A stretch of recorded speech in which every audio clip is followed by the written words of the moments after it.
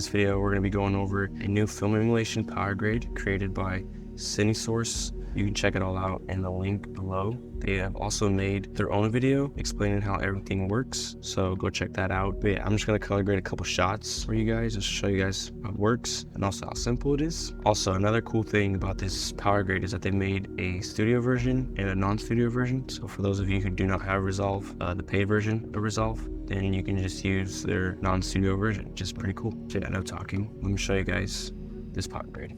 All right, so this is the shot we'll be grading. So let's jump into the color page and reset everything. Okay, so this is how it looks. If you guys didn't know, straight out of camera when you're shooting log or raw. I won't be showing you guys how to install Powergrade because there's videos out there that show you how to do that. But yeah, come up to gallery, Powergrade, and right here. And this is the Powergrade. So definitely a lot smaller than Cineprint, which I like. But yeah, first thing you'll want to do is switch your camera space, which this was shot on the Pocket 4K, and right now it's in a Sony color space, so we gotta switch that. So right here, and right here, okay? And then the second thing would be your exposure, which is, this is where it's gonna be different from most color grading videos that you might be watching, because usually they adjust the exposure with the primary wheels, but with this Powergrade they do it with the contrast and pivot, which is actually pretty neat. And I couldn't really tell you like technically how it works, but like he says that it keeps the highlight and shadow information better somehow. Bro, what are you talking about, man? But yeah, usually I leave my contrast the same unless I need more, but it looks fine already. So we'll just grab our pivot and take it this way. See? So pretty cool how it works. And then the third step would be your white balance, which they actually use the same method as Cineprint. They use the chromatic adaptation. Some people use their primary wheels with like their offset or tip and tint. So it kind of just depends on what you like using, I guess. But I think your image will look fine with whatever one you use, in my opinion. But yeah, for me with this shot, I am fine with the way the white balance looks. Maybe we can add some magenta in there, just a little bit. But yeah, I want it to look on the cooler side, so that looks fine. And yeah, that's pretty much all you're doing in terms of like adjustments. The rest of this, I usually do not touch, except for the elation.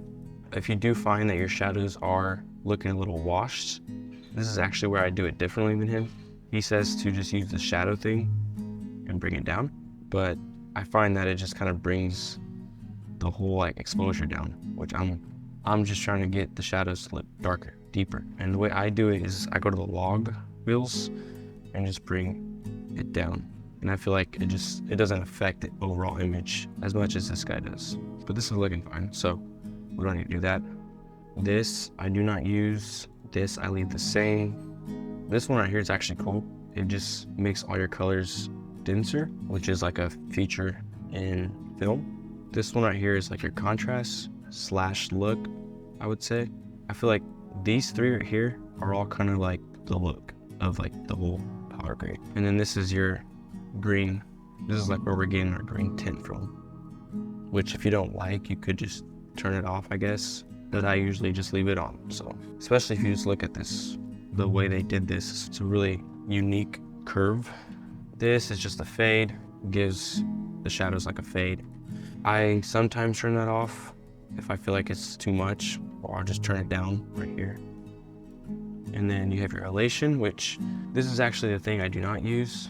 I prefer Resolve's elation, and I'll show you why I do not like when people try to make elation in Resolve. First of all, it doesn't even, you can barely see it if we zoom up here. Barely.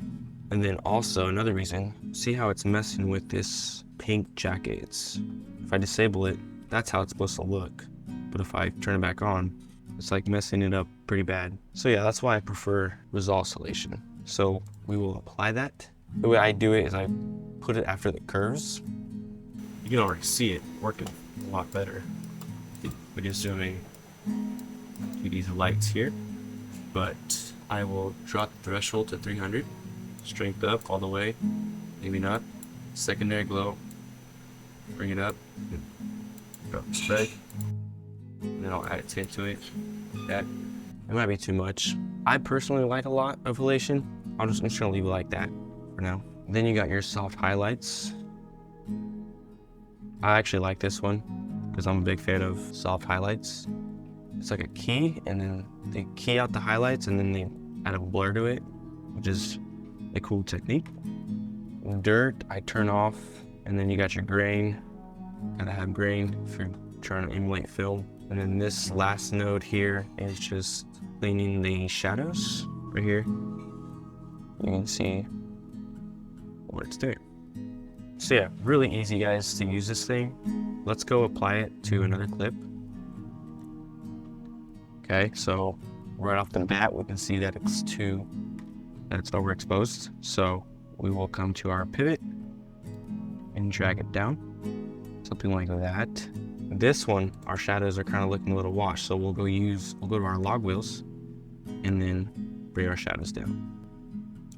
And you can see it right here, how it's making it more deeper.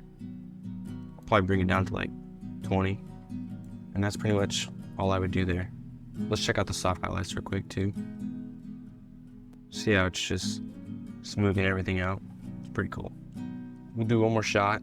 We'll do a night shot here. Apply it. It looks like trash. And we'll come to our pivot. Okay, that's another thing. Sometimes on night shots, it's sometimes you don't even get to bring it up. Like this still looks pretty bad. So what I would probably just do is just go to the offset here and just add more to bring it up, and then come to our shadows to make our shadows darker. And then I do want to change the white balance on this one to make it cooler. Maybe add some green, something like that. Again, let me show you guys the halation real quick compared to resolves. See, it barely does anything. I just don't like it. But resolve is pretty killer. So yeah, that's pretty much it, guys. It's pretty simple and easy to use. Just adjust your exposure and white balance, and your image, your footage starts looking pretty fire and cinematic. So if you want to purchase it, I'll have the link below. But other than that, that's it for this video. If you guys got questions, leave a comment and I'll answer. Thanks for watching, and I will see you guys later.